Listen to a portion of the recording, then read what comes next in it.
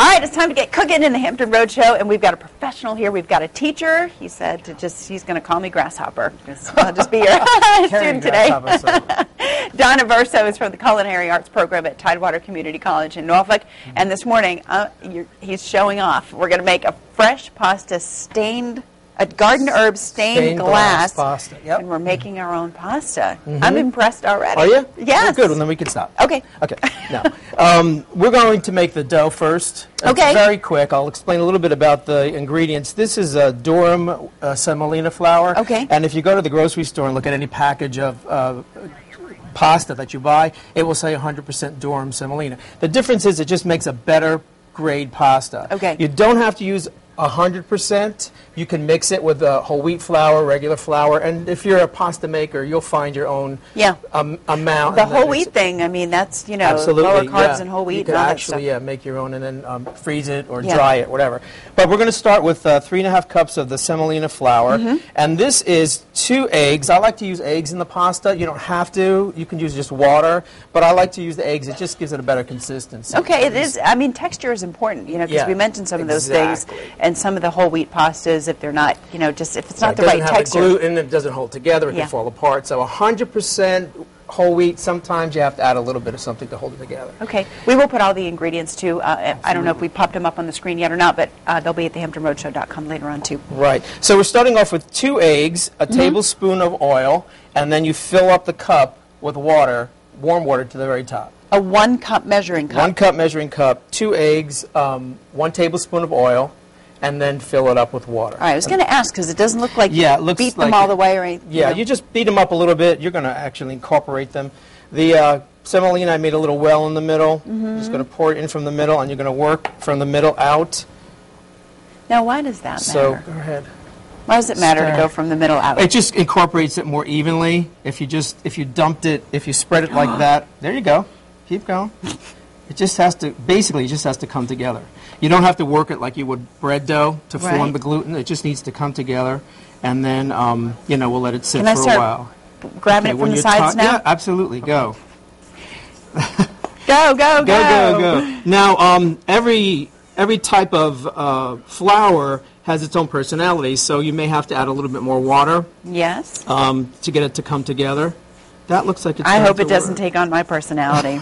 We'll be very scatterbrained and probably forget a few things, but no, you'll be fine. It's very forgiving, actually. If it's too dry, you could add more water. If it's too wet, you could add more flour. Okay, well, let's see what we could do here. Okay. All right, so now what you'll do is they'll come together. That's a pretty good job. Now you didn't say I could use my hands. Well, that's only if you have a chef's hat can you use your hands. Fair enough. It comes with the toe. So anyway, we actually teach this at TCC in the beginning class. The very first class that you take, you learn how to make pasta. I was kind of hoping you would say this was very advanced. This is a primer, kind of. That's okay. After today, you could go to the advanced classes. I might buy a pasta machine after today. That would be a good idea. The friends and family. Absolutely. It's really not that difficult. And you don't really need a pasta machine if you don't want to invest in it. No, I'll show you that. So it comes together, okay? The texture is important. It has to be a little sticky. Okay. It shouldn't crumble. All right. Because if you roll it and it's too dry, it's actually going to fall apart. We are, believe it or not, we're already out of time for our first segment here, so next time we'll crank it through? Yes. Okay. Absolutely. There you go. It's yours. There you go. Look what we did. All right. More of this where that came from in the next segment. Right now, meteorologist Jeremy Wheeler has wandered into the studio.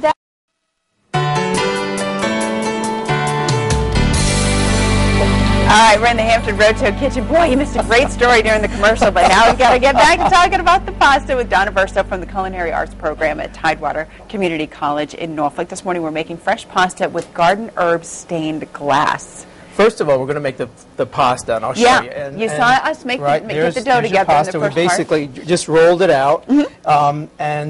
If you're watching, we've got a pasta machine here on the side. But if you say, I don't have a pasta machine, say it. Big whoop. Say it. Use a knife. I don't have a pasta machine. Oh, I don't have a pasta machine. Calm down. No way. Oh, calm down. Okay. We can do it. Okay. All right. So what you want to do is you want to roll it out, rolling pin, and then roll it up really tightly. And then what I want you to do over here is just come and cut it. Oh. See, I thought you were going to do big, long. Now watch. When you cut it, and you can roll it out. There's your pasta. And it doesn't break. Nope. As long as it's floured enough and the consistency is good. Right. Right. Don't run out of gas at the end. Nope. Start making them really fat. You know? Right. Okay. Exactly. So you don't need a pasta machine for that. If you have a pasta machine, you could obviously run it through the cutter, whatever size you want. How do you do it? Because I have trouble loading a Let me fax, so I show can't you. imagine. You just basically Where does it go? right in here, Okay. and then you just turn the handle. But it doesn't have, like the arrows. Well, you will know because the pasta will come back up at you if it If it doesn't, if you're rolling it's it not the the wrong way. place.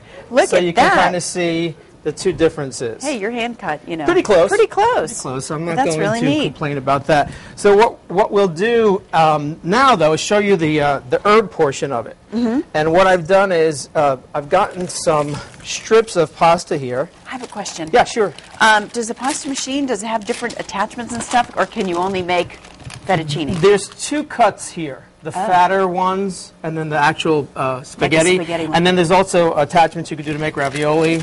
So there's a couple of different ones that you can get. All right, I'm over the machine now. Okay. Back to the now. herbs. So what we're going to do is we're going to take a strip. Mm-hmm. We're going to take a little bit of water to get it sticky. Roll it, spread it.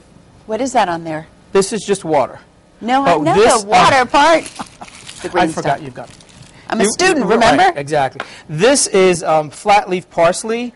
You can use dill, which we have here. Okay. You could use celery leaves. You could use any kind of fresh herb that's flat. All right, I got to put us on pause again. Go.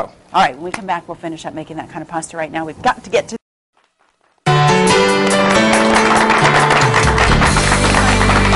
It's like we didn't leave you. We're back in the kitchen with Don Verso, right where we left off, making our herb stained glass pasta now. Of course, Don comes from TCC in Norfolk, and one of our buzzers, actually, Ben in Ocean View, said he got his culinary degree from you. Great. So he's getting a little kick out of watching this morning. Good. I'm glad you're watching, Ben, and buzzing in. Good. And talking about TCC, I believe that in some future programs, our horticultural department is going to be in and showing you how to put an herb garden in for the summer. I hope so. So, if you're interested in doing that with your pasta, look at the different types of herbs. And it's always good to have them on hand. I mean, this is a neat trick that you're doing today. Yeah. You showed us how to make the pasta. You chose a nice wide cut here for what Right. you're doing. Right. And then we left off with just putting a little bit of water in here so that the herbs will stick. But you're not painting the water. You're not brushing the water over the herbs, just kind of around them? Right, Okay. right, on the pasta. And then we will put this on top of it, sandwich it between it. Mm-hmm. Okay, and then once that's completed, we want to come over here and want to run it through the pasta machine. So why don't you crank this through? Okay. And when you see when it comes out on the other side, it looks like stained glass. Okay, so this part, so you can see, this doesn't cut it. It just presses It just pulls it apart, and you can see it separates the leaves and makes it look a little bit more like a stained glass look. That's where it got its name. Is this all right? Too Yep, fast? perfect. All right. Yep, you're almost done. All So you right. have to be careful with how long you make them because Make sure you can somebody see catches it. You need two hands to do this. Okay. And then what we did was we cut them individually to the size that we wanted for our noodle. And then you can see how it comes out.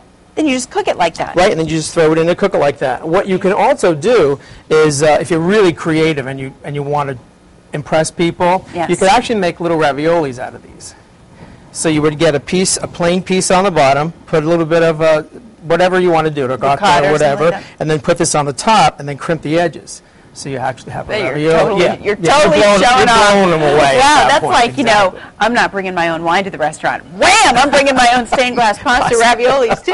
Because the bottom Might line, as well, we just just don't do want it to all. do dishes. That's all we're going to leave Right, for them. exactly. So, and how do you cook them? Well, we're just going to boil them like you would regularly boil them. Just a nice pot of boiling water. But because it's fresh, it's not It's going to take as long as See, the you box. know something. I know something. You're holding out on me. You don't get to be almost 40 and not know anything. Well, I it's just not- don't know as much as you. Well, I don't know. I've got a couple of years on you. So anyway, a nice pot of boiling water. It only cooks for about 4 minutes. Okay. Fresh pasta cooks a lot faster. Let's talk about the pesto sauce. And the pesto sauce, the reason I chose pesto sauce, you don't want a heavy sauce to cover the beauty of the stained No glass. way. So you want a light sauce. The pesto sauce kind of complements the herbs because we have basil, dill, and flat leaf parsley. So we don't want the flavors to fight.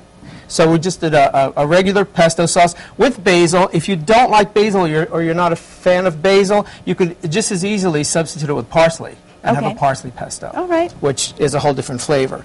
But once it's cooked, you just want to take it out and make sure that you drain it really well, because you don't want to water down the sauce. Right. So what you can do also, and this is a neat trick, if you don't want to make pasta, and you don't have a pasta machine, and you don't have a rolling pin, Yes. sounding familiar?